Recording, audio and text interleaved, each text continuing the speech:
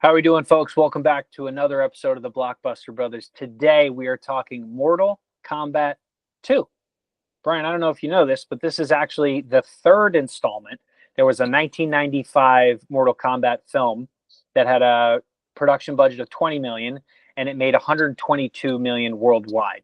The first Mortal Kombat movie that came out in 2021 had $55 million budget and it grossed 84 million worldwide. So you would think maybe this isn't enough to make a remake, but apparently it did pretty darn well on HBO Max and it was bolstered by the streaming services. Well, I think it's also bolstered by the IP itself. It's, one of the biggest games out there. And I think, as a little side note, it's interesting seeing Mortal Kombat in this space because before they were able to do within the game of Mortal Kombat of doing animations, they just had actors act out the moves. And that's how they inserted the fighting combos were just actors acting out punch, kick, and they just placed it together. And that was the video game of, just being able to hit the buttons. So that's a little side note on how I think that this Mortal Kombat has always had close ties to film cinema, I believe. And, despite that, I think that the films have been pretty weak, pretty campy.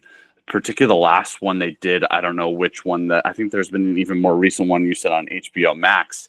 And that one was tough. And I apologize. I think the people that, like Sub-Zero and you like all the characters.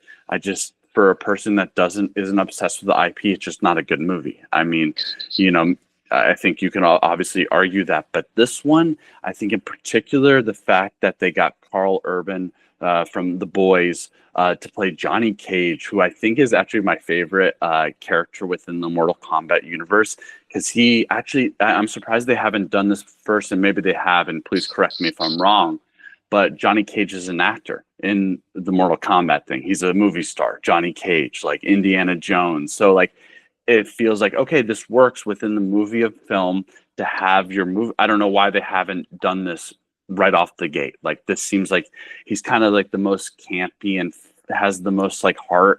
And he's already doing some of the iconic line, like, get out of here. It just, I don't know. I've got a little bit more hope in this one. This one seems a little bit better than the ones in the past, and the fact that they've gotten more serious talent. I believe even the woman is the woman from who did the original action. So they're still mixing in of like having the star talent while staying true to the grassroots of what made Mortal Kombat what it is. So you know what? I might give this one a shot. I think that the brand is pretty low, so the bar is low. I'm hoping that this one's finally going to do well.